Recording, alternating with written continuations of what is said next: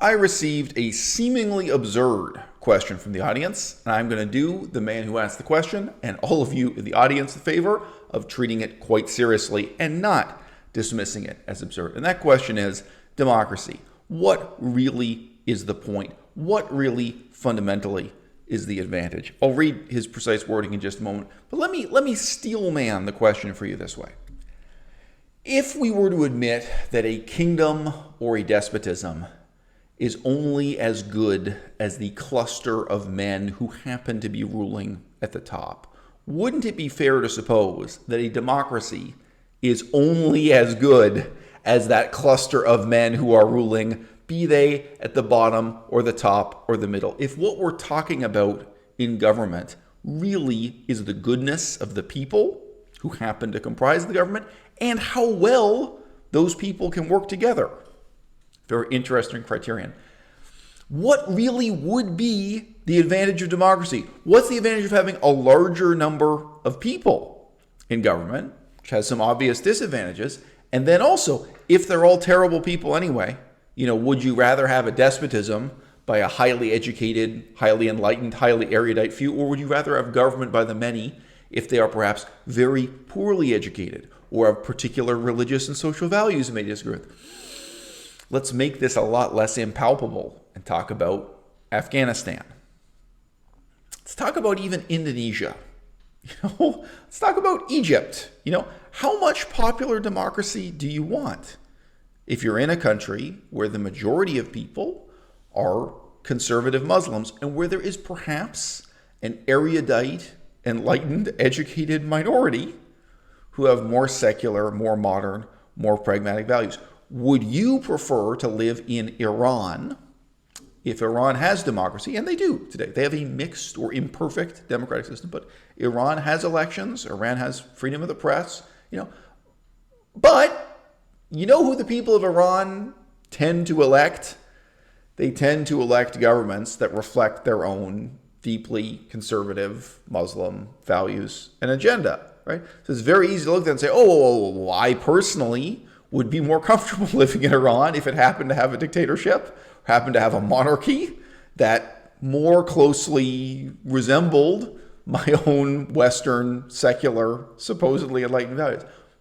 Yes, how easy this line of reasoning is. Very few people really think this stuff through rigorously, partly just because every political persuasion, left, right, and center, is forever praising democracy. You will find that both communists and fascists, even when they criticize democracy, will very often turn around and pretend or presuppose that their own political agenda is leading to a more perfect democracy, a more authentic democracy, that they represent the true democracy, even while they're screaming to tear democracy down. I've certainly heard communists with absolutely zero irony claim that in 1917, the Leninists, by killing all the people who won the election, we're doing something much more democratic than allowing the people that won the elections to rule, because really it's only the factory workers who should have the right to vote anyway.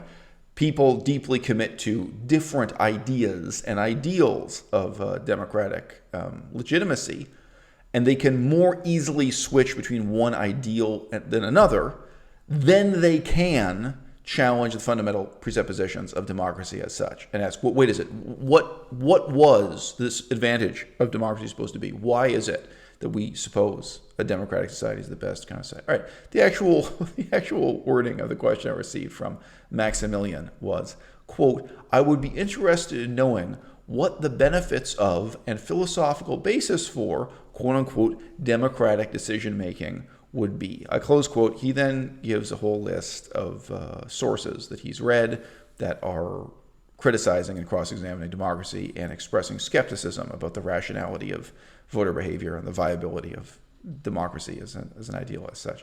And he very vaguely says to me that he's interested in alternatives that are neither democracy nor dictatorship, but more market-based solutions. So I assume that's some kind of capitalist libertarian ideal he's talking about. I genuinely can't imagine. Okay, the problem with your approach, Maximilian, is that you are thinking of government in terms of ruling, and you're not thinking of government in terms of asking questions, in terms of active research and informed opinion.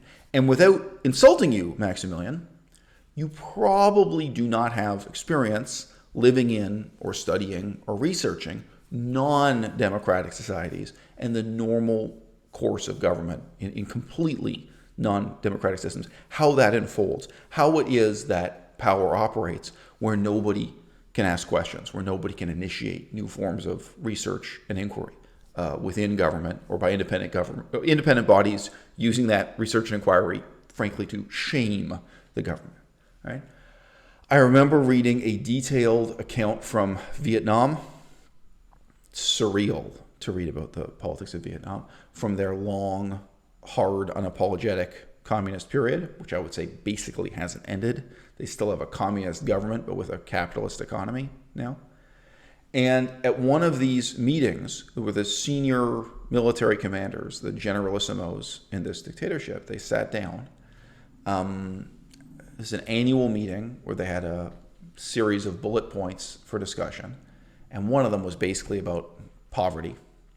And the guy in charge of the meeting remarked when he saw this on the agenda of things they were going to discuss, and he said, "Oh, this is the first time we've discussed a social issue at one of these meetings in 12 years. Someone had gone and looked, when was the last time we talked about poverty? Or when was the last time one of these elite level meetings? It's in Myanmar, currently they're having protests in the street about whether or not they will have any democracy.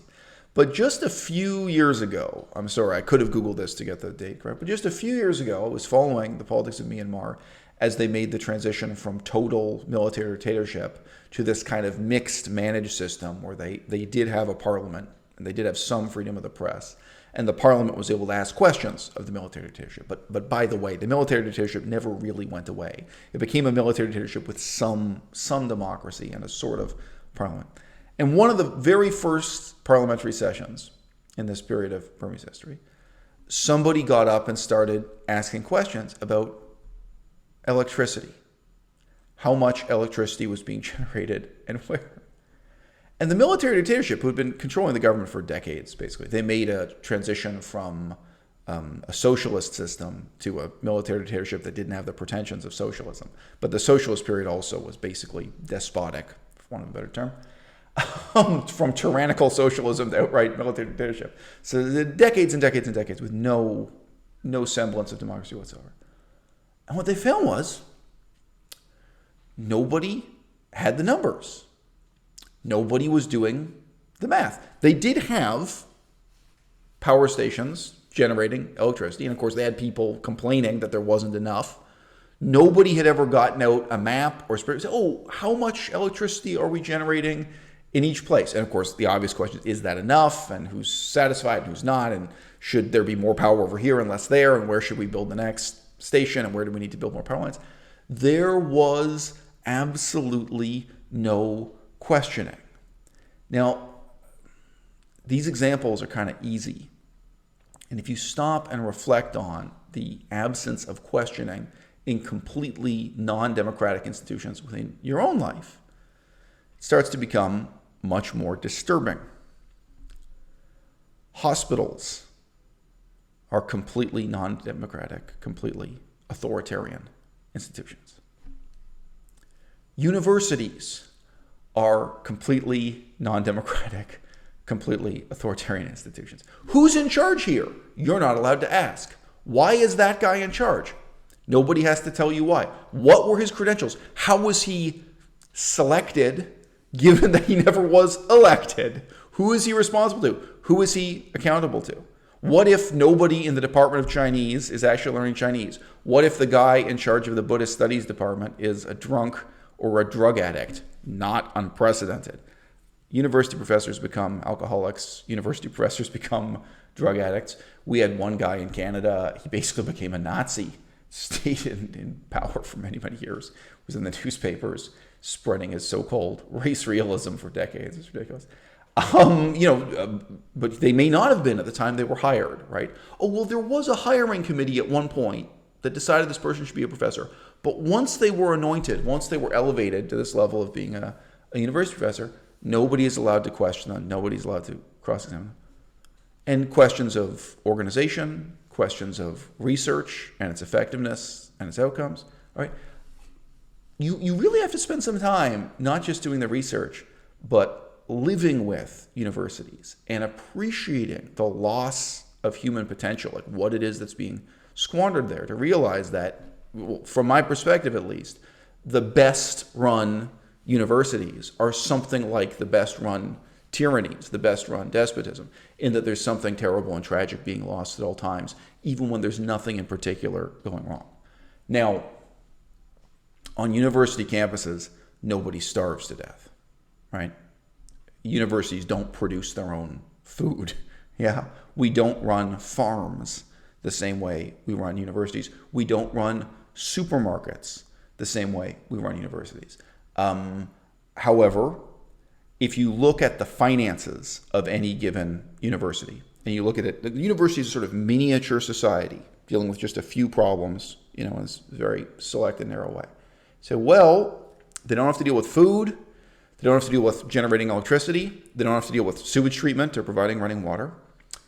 All the university has to do is provide a room with a chalkboard and a man or a woman who holds the chalk and stands there and gives a lecture, some chairs, right? Like, the responsibilities of the university really very narrow and very limited indeed.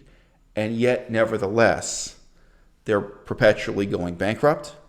They're perpetually demanding more money from the government, more money from their own students. And in a very real sense, when you run the numbers, they're bankrupting the whole of society. I wish I could say to you that we have a free, capitalist, democratic society that produces so much abundance that we can tolerate a kind of despotism within our society, namely the university campus. But we can't. It's bankrupting us all. It's not just student debt on an individual level. It's making beggars of the whole society. I remember reading an inquiry into fraud in the American university system. Who were the people who were basically doing elaborate paperwork to try to prove that their children were more poor than they actually are in order to get lower tuition in university? And this included things like people having their own servants adopt their children. Can you imagine doing this? In the United States of America, wealthy people putting down on paper that they are not the child's parent, but their housekeeper, their nanny, their mechanic, their driver is legally the child's parent, having phony adoptions like this. Now, what this report discovered or concluded is it is not the poor who are defrauding the university system this way. It's millionaires, but it's people who have just $1 million to their name. It's people who have only a few $1 million to their name. Because if you have 5 kids and you are talking about university tuition of minimum $50,000 per year per child, and the real cost could be in the United States $100,000 per year, right? Even if you are a millionaire, even if you are a multimillionaire, right? This can bankrupt you. This can ruin you. And these are people, some of them, who are willing to engage in more or less elaborate fraud to try to get their children an education despite that. So a democracy, can it tolerate, in this sense, a despotism? And let me ask you, very simply, if a university were run on democratic principles, for whom would it work? Who would it serve? Not the professors, not this tiny elite of the president of the university and a small coterie of his colleagues, right? If a university were run on democratic principles, it would serve the students and it would serve the demands of society as a whole. Now, in the same way that at the beginning of this video I said to you, there are these very obvious fundamental questions that just don't get asked in non-democratic society. In Myanmar, nobody's allowed to ask about electricity generation. Nobody's able to debate these things and criticize the government and so on. The questions don't get asked, so the quality of government necessarily is very, very poor. I would point out to you that all of the most important questions in universities cannot get asked, right? The university wants to make as much money as possible by giving as many PhDs as possible to people in history. Canada, 30 million people. How many people with PhDs in history can we possibly employ? How many dentists? How many engineers? When you just ask, wait, what's the strategy here? Who decided how many resources would go into teaching each subject and how many seats there would be, like how many places there would be for students in each area of expertise and specialization? Guess what? For the whole of the United States and Canada, the Western European democracies, there is no plan. Right? This was handed over to a self-serving, non-democratic elite to pursue their own self-interest in, to just do whatever would make them the most money or whatever be the least work, whatever they would find the most gratifying. This is the way universities are operated in our part of the world. And as a result, obviously, even the best universities are producing people with the wrong credentials. And in many cases, they're producing people with hollow credentials. We did a lot of research in the last 2 years about business schools and about credentials very closely linked to the stock market. I'm using this wording because there's more than one term for this. Becoming a stockbroker in plain English, which can fall under several different headings, not necessarily the study of economics, not necessarily the study of business. I'm somebody with a background in Buddhist research. I studied Cree and Ojibwe, First Nations languages. I have studied some things that are very obscure and marginal and that nobody makes money out of studying, right? So when I turn my attention to something relatively mainstream and with a lot of money involved, I think, oh, okay, so the defects and problems of academic organization, I'm not going to find them at all over here now, right? Now we're talking about business school. Now we're talking about the stock market. And I find exactly the same tragic problems of organization. I can see that these are institutions that do not work for the service of the students. They do not work for the service of society. They do not function in a democratic manner at all. They work in the interests of a power elite at the top. Those people may not perceive themselves as an elite. Pardon me. Those people may not perceive themselves as an aristocracy. The students may not perceive them as and may not resent them as some kind of oppressive elite, right? But nevertheless, in the function of the institution with time, that is indeed what they are. And you can tell by the outcomes, right? When you look at the progress of society in Thailand, contrasted to Laos, still a communist dictatorship to this day, contrasted to Cambodia, formerly a communist dictatorship, now just a corrupt capitalist dictatorship, contrasted to Myanmar, history of which I've already summarized in this video, okay? What was the advantage that Thailand had for all those years? And there are a lot of disadvantages with Thailand, including a terrible university education system, by the way. You know, it's not the case that government is merely as good as the people who happen to participate in it. Right? It's not the case that a despotism is as good as the 10 or 20 guys at the top making the policy and doing the research and making the decisions, nor that a democracy is as good as the 3,000 people who are really participating. In many cases, it may only be a few thousand, or the 30,000, or the 300,000, or the 3 million. However many millions, it's not the case that democracy is as good as those participants, right? Because what you have in democracy is a much greater capacity for doubt, for questions and challenges to be raised, right? For government to recognize problems with what it's doing, problems with society as a whole. For the whole of society's curiosity to be canvassed, to be harnessed, to be engaged in the question of, how is this university supposed to work? What is this supposed to be? And for people to voice the opinion, this is intolerable. It's intolerable to spend $100,000 a year and get nothing in return. Or in Myanmar, in the humble village, for people to say, it's intolerable that the next town over has electricity and we don't. On this simple level, you know, yes, having procedures in government that allow and instigate and encourage dissent, that give everyone the opportunity to doubt and question and make proposals and examine what's wrong with society, right? That is an advantage that, with the passage of time, explains the remarkable contrast between the communist countries of Eastern Europe and the democracies that in some cases were physically on the map, culturally and linguistically, right next door to them. It explains the vibrancy of Thailand as a society today, in contrast to Laos next door. It explains the depth of the difference that we see now between North Korea and South Korea, two countries that linguistically and culturally were completely homogenous before they took separate paths, one democratic, the other despotic.